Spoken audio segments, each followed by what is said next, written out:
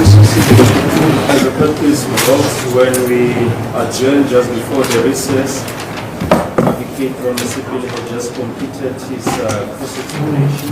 Yes. However, before we adjourned, Advocate Unisi then raised the issue of his clients being held in solitary confinement. The court undertook to liaise with Judge Cameron of the Inspectorate of Prisons. They're fine, I'm aware of it. Okay. At the last hearing, Advocate Nisi addressed the court on the basis that his client has been unlawfully detained, in the sense that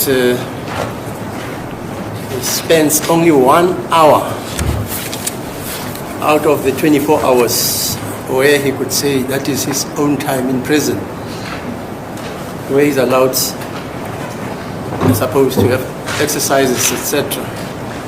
Mr. Minister also complained about the fact that he sometimes cannot have the opportunity to consult with his client. So the last hearing I undertook to speak to Judge Cameron. I didn't do it because when I told the JP Mlambo that I intended approaching him in connection with your client's complaints, he told me that Cameron, judge, had already written a letter to him. In that letter, they were discussing, amongst other things, the fact that judges of the high courts, when they make orders which proclaim accused persons who are there who are detained pending them being certified to be compos mentis, meaning that they can stand trial.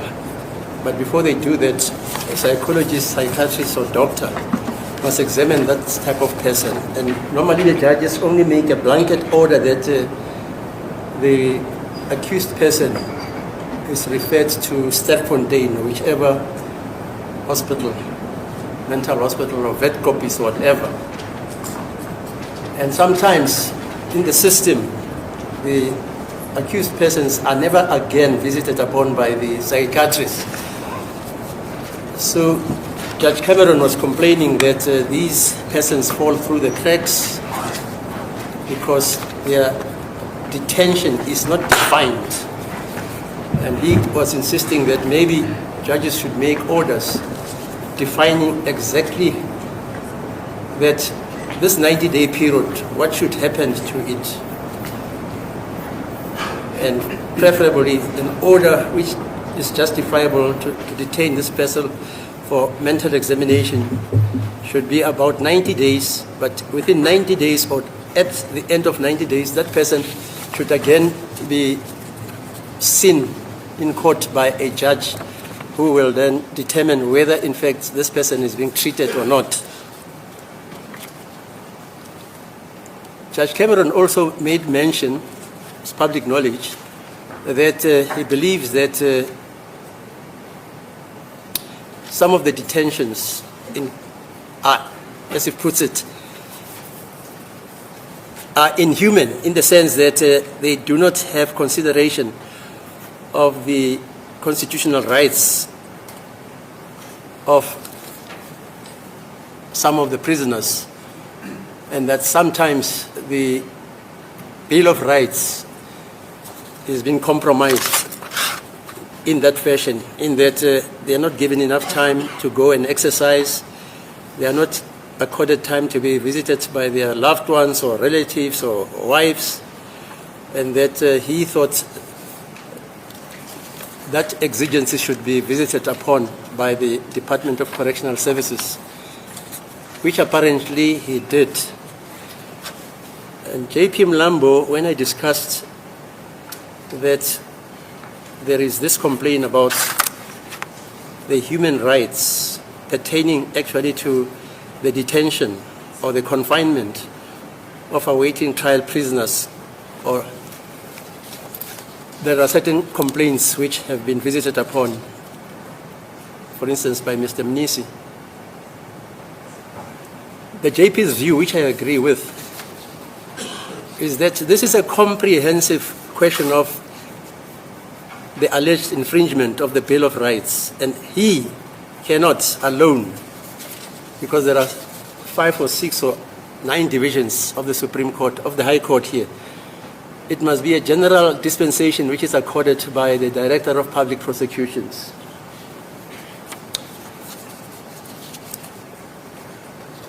So, concerning Mr. Mnisi's line, I did a bit of research, and I came across this case.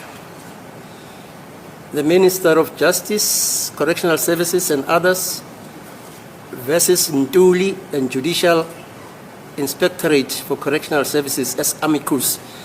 I'll give you a copy of this. This case was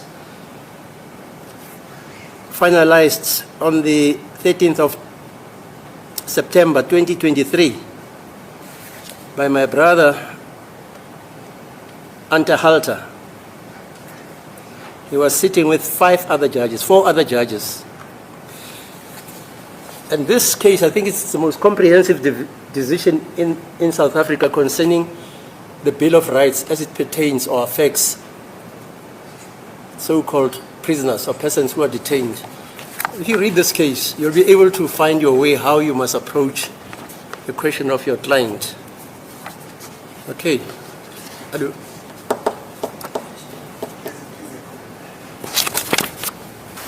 It pertains only to that one. It pertains only to a so-called accused person or prisoner who wanted to exercise his rights to study, and he wanted to be accorded the right to have a computer which he must utilize for his studies. But it traverses the Bill of Rights pertinently as it pertains to persons like your client. The only way you can visit that exigency is to bring an application to court, as suggested by Mr.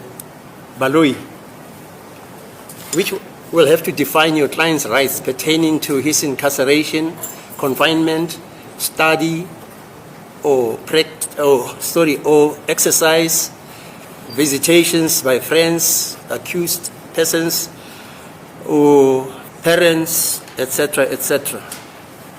So your only option, because when I read that decision, apparently it accords with what Mr. Nxumalo was telling Baloyi and yourself about the fact that apparently your client is alleged to be, I don't know, a security risk, whatever they mean by that. So you have to bring an application. There is no other way you can do it, because the Director of Correctional Services is the one who frames these regulations which control the incarceration of persons or prisoners, either awaiting or trial or those who are already sentenced. Okay. That's all I can tell you. As it pleases the court, Mother, I'm indebted to the court, and thank you very much. Okay, thanks.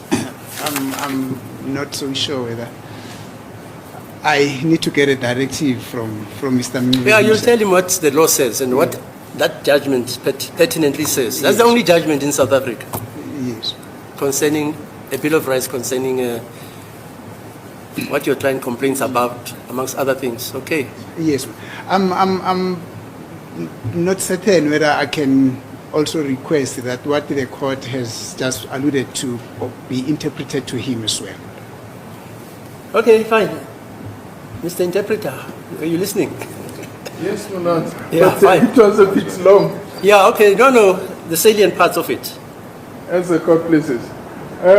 Kuthola na Baba Mnisi khona wa complainer la enkantolo ekhuluma ngeclient yakhe ukuthi ivalelwe la ku solitary confinement. Manje ke khona ke izinto eziningi ezabhekwa ukuthi umuntu mevalelwa for 90 days solitary confinement kukhona ke imithetho eshoyo ukuthi ufanele abone yijaji ukuze libonakale ukuthi kukhona yini i-treatment esafanele iqhubeke. And khona ke nje okukhona ukuthi kuthiwa la abantu abavalelwe ke imalungelo abo ababi nendaba nawo ababatholi abantu ababavakashelayo mhlambe izihlobo nabangani. Kwake kuthe uma beyokhuluma no-JP Mlambo u-Judge President kwathe kuthiwa ukuthi no, lokhu akuyona into encane nje, into enkulu impela ethinta namalungelo abantu.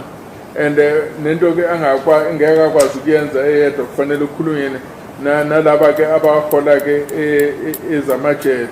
Manje kuthiwe ke into ke abafanele bayenziwe ummeli wakho ukuthi ufanele afake isicelo sokuthi kubhekwe ukuthi amalungelo aphethwe kanjani. Ngathi ngithe ukufinga ngaleyo ndlela. Okay. Thanks. Thank you, my Lord. Yes. Sorry, my Lord, before I proceed, this morning I was approached by accused number 1, my client. Actually, before he made a concern that his identity document has not been given back to him.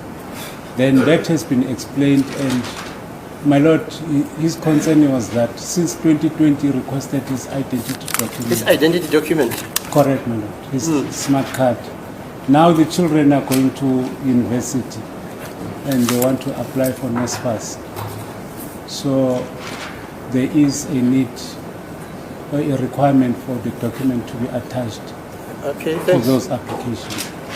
Have you asked or visited, canvassed that issue with Mr. Baloyi? I have, my Lord. What's his view? Number of times. Oh. Where is the ID? Indeed, my Lord, we confirmed that we had discussions and we explained to my colleague, Mr. Mgumezulu, that in terms of Section 31, I think, of the Criminal Procedure Act, this ID document forms part of the exhibit, and up until the finalization of the case, it remains in the custody of the police unless the court orders otherwise. We explained to him that he should make a written request as indicated by the investigating officer, and that is where the matter is, my Lord. Once a written request is submitted by Mr. Mgumezulu, the investigating team will then take it from there. And we explained to him that he must set out the reasons why the exhibit should be released at this point in time. May I approach the case number? Yes, yes. May I as well? Okay, here we go. Mr. Baloyi.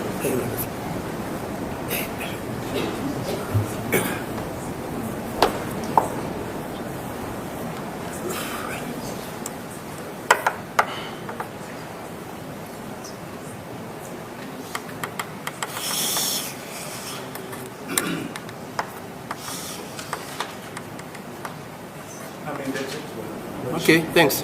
My Lord, my instructions further is that this is an exceptional case where the application has already been made to various universities.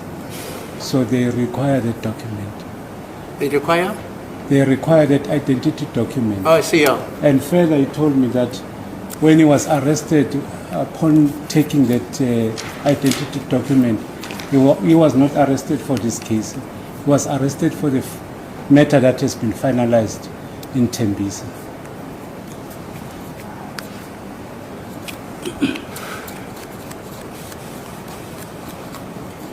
Mr. Baloyi, you say...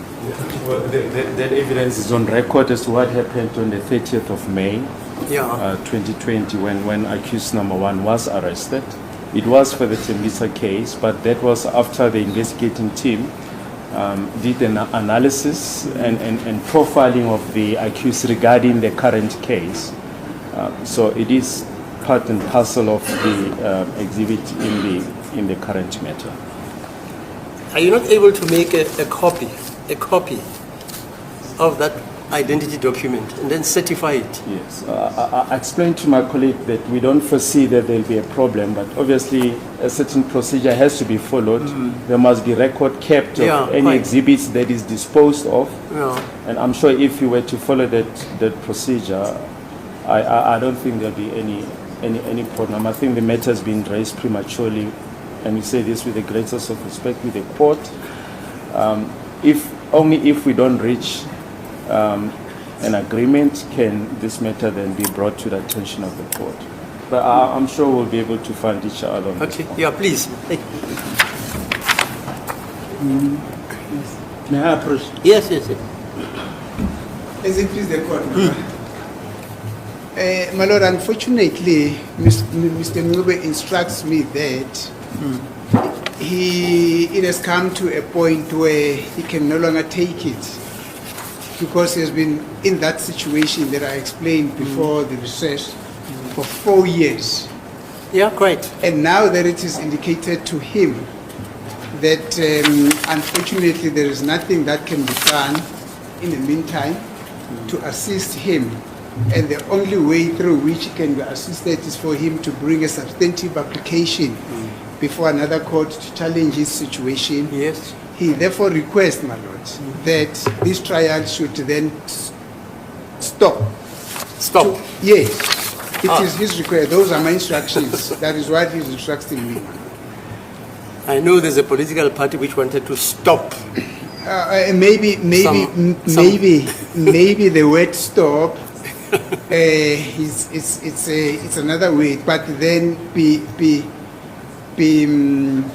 that the continuation with this trial be suspended in the circumstances, my Lord, to afford him the opportunity to contact his family, which he does not know how he's going to do it, to try and find out on his behalf if there's an attorney and an advocate who will be willing to bring that application for him.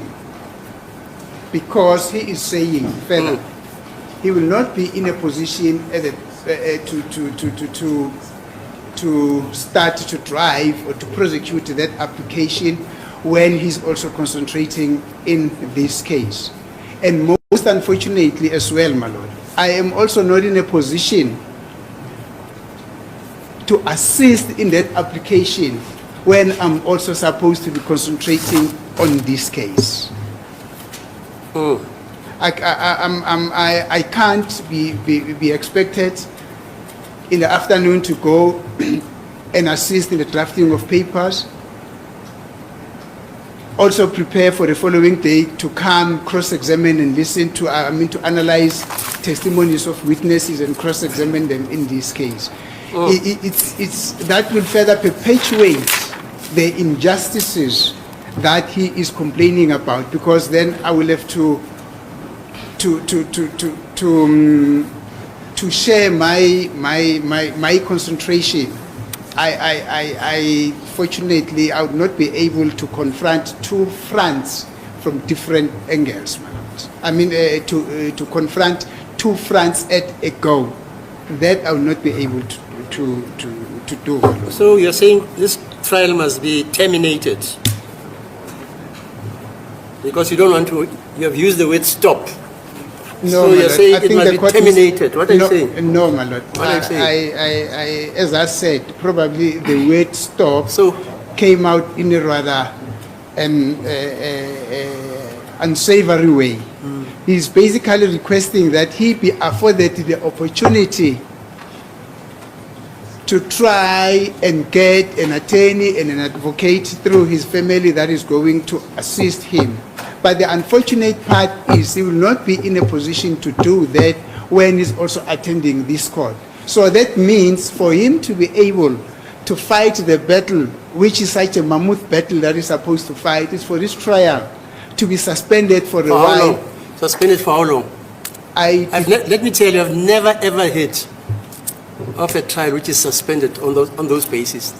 Let me then explain the following. Probably the court is also for the first time that is meeting a situation where a person is held in solitary confinement for 4 years, which is the reason why the court has not yet heard of such a situation. Wait. I just went out of my way. No judge will do what I did. Yes, my lord. Research the law and come with an SEA decision to you. And I can tell you, this matter, this has been taken on appeal. Are you aware of that? That was the case. I know Advocate Msholola did refer to the case. Yeah, to but this case at some point. It's been taken on appeal to the Constitutional Court. So the Constitutional Court, I don't know when they are going to handle that matter, because whatever they do, that case is the most relevant. Because it's a binding authority at the moment. That's it, yeah. The circumstances, my lord, of this case, as I heard the court trying to elucidate on them, are different in that somebody who is not held in a solitary confinement is requesting for amenities to enable him to study, like laptop and all those other studying gadgets. But here, we are talking of a person who is mentally drained, a person that has been in solitary confinement, who has got no access to television, who has got no access to a radio, who has got access to virtually nothing, no newspaper, no nothing. And he is supposed, or he is expected to formulate a defense in a case of such a magnitude. That is totally unfair. That is totally unfair. So these two cases are totally distinguishable. Are you saying just to draft a founding affidavit challenging the conditions under which he's been incarcerated, you need this trial to stop? My lord, I am only conveying what he is. No, we are fine. Because maybe he personally intends, because even his funding in respect of this case is done by legal aid. Yeah, you can apply for legal aid again, no problem. I'm not even so sure whether, my lord, that they will be able to do that, but I will try. I will try. I'll try to communicate with them during lunchtime. If circumstances permit, I'll bring the answer after lunchtime. No, I can tell you now. Yes. The interests of justice don't allow that request. I can't. In this case, there are 4 or 5 accused persons before me. There are the complainants, there are the witnesses, even myself. I can't be sitting in this case until I die. Maybe, my lord, my lord, in those circumstances, because this is a situation sui generis, probably it will be a justification. Now I'm thinking out of the box. It will be a justification to apply for a separation of trial then, to afford him the opportunity to go and attend whatever that he wants to attend. Meanwhile, the trial, so that to prejudice the other accused with the continuation of the trial. If you say you want the separation of trial, yes, what happens to the evidence which has been led? I've never heard. I've never heard of a separation of trial at this late stage. Never. But does the court really understand, my lord? I do. To stay in solitary confinement. I do. That's why. For 4 years. What does it do to the mind of a person? That's why I became concerned. Yes. I engaged the JP. I engaged the Directorate of Inspections, and I even went to the law. And this is not a difficult application, please. It concerns a Bill of Rights. That's all it concerns. My lord, it is so. It might not be a difficult application to a person who knows the law. Yeah. But to a person like him, you know the law. But I've just indicated, my lord, that I'm not prepared even with an inch to concentrate in this trial, at the same time be involved in a separate substantive application, which has got to do with his housing. That I'm not prepared to do. Fine. And if I'm not prepared to do it, my lord, then he then has got to do it himself. That is where then that notion of to draft an affidavit for in terms of a person who knows the law might not be a tedious thing, but to a person who knows the law, such as him, it's going to be very tedious. Yeah, he's going to instruct a lawyer, obviously. Okay. I'm sorry, I can't accede to any of those requests. Separation of trials, instructions, my lord. Stop the trial. I can't do that. Let me take instructions, my lord. But before I do that, I also wish to bring it to the attention of the court, my lord, that it also hinders me, because instructions that are coming from him, at some stage, they don't make sense. You can see that this is the psychologically impaired instruction. They just don't make a sense, my lord. It also hinders me a lot, and I'm expected to bring sense to the court. How do I bring sense to the court in circumstances where I'm getting instructions that are psychologically hindered? By virtue of the fact that a person has been in custody in solitary confinement for 4 years. I don't think even at Guatemala prison, that is still the position, my lord. Thank you. Let me take instructions. Yeah, okay, fine.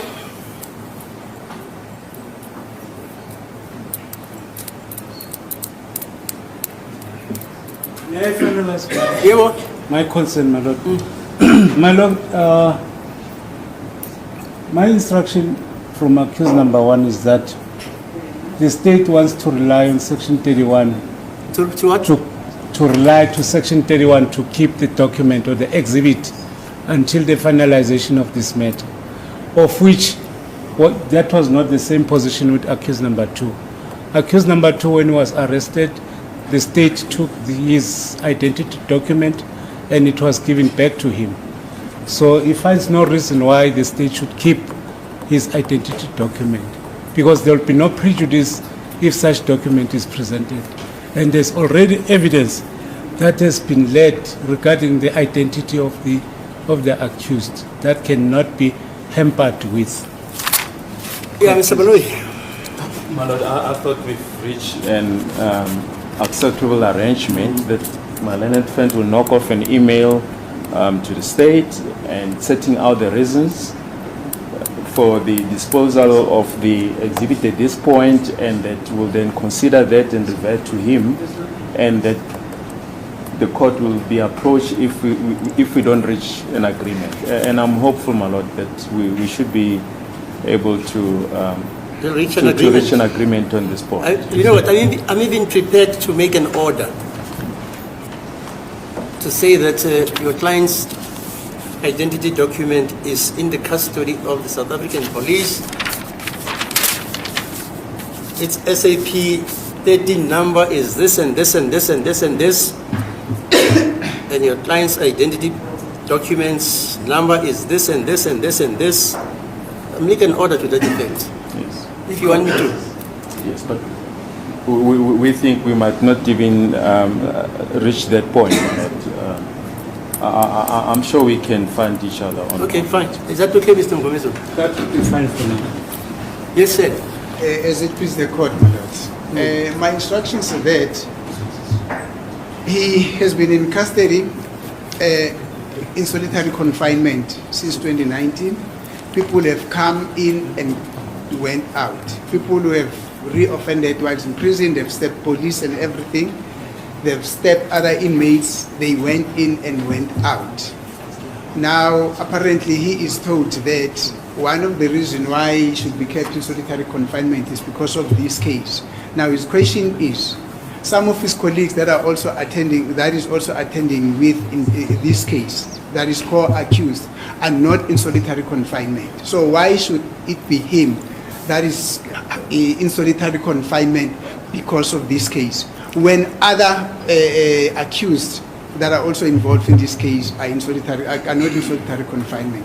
He still insists that may the court please have passion, mercy, and compassion to allow him an opportunity to go and think of a situation or of an idea on how best could he tackle this situation. Because he says, my lord, he cannot even concentrate here at court, because each time he comes here, he's got to think about his conditions where he is housed, as to the reason why is this injustice actually being perpetrated. When he leaves here, he hardly has got time to think about what has been happening here at court for that day, because he spends most of his time in solitary confinement thinking about his agonies. He's basically agonizing about his stay there. No, fine, I hear that. He must bring an urgent application. He's got the right to do that. In the meantime, what should then be happening? Because I've got no instructions in the meantime, there's nothing to cross-examine this witness. No. In the meantime, there's nothing this court can do, because the Commissioner of Correctional Services has made an order. Am I correct, Mr. Baloi? Yes, indeed. Yeah, I mean, We try to the best of our yeah, ability to mediate, but it's about that's separation it. of Yeah. So powers. that order must be set aside. Yes, they exercise powers in terms of the Correctional Services Act, That's it. Yeah. and you There's know nothing this court can there's do. much we can do. Okay, can we just start with This this is the matter? message, my lord. The court cannot compel me to start, my lord. I'm a creature of instructions. If I don't have instructions to start, I can't start. But this is So, what he's saying. Mr. Yes. Are you saying if your client says you mustn't start, you're not going to start? No, but my lord, I No, I'm need just to have asking. instructions. I cannot act against his instructions. And this is what he's saying. Ikhoto uma ifuna ukuqhubeka ngenkani yayo, ingaqhubeka. Kodwa mina yazi ukuthi ngihlukumezekile engqondweni. Ngicabanga indlela engihlukumezeke ngayo. Those are my Yeah, fine. instructions. I sympathize, and I'm very human about this situation. That's why I'm saying they can bring an urgent application against the correctional services, the minister, the director, and they can even cite the Department of Justice also. May I then request, my lord, that we have an adjournment. I consult, actually I talk to legal aid and find out if there's something that I can do in respect of this, because basically he is their client. Thank you. Yes, Mr. Baloyi. It's 7 minutes to 11. Maybe we can then take the short adjournment, the normal short adjournment until about 11:30.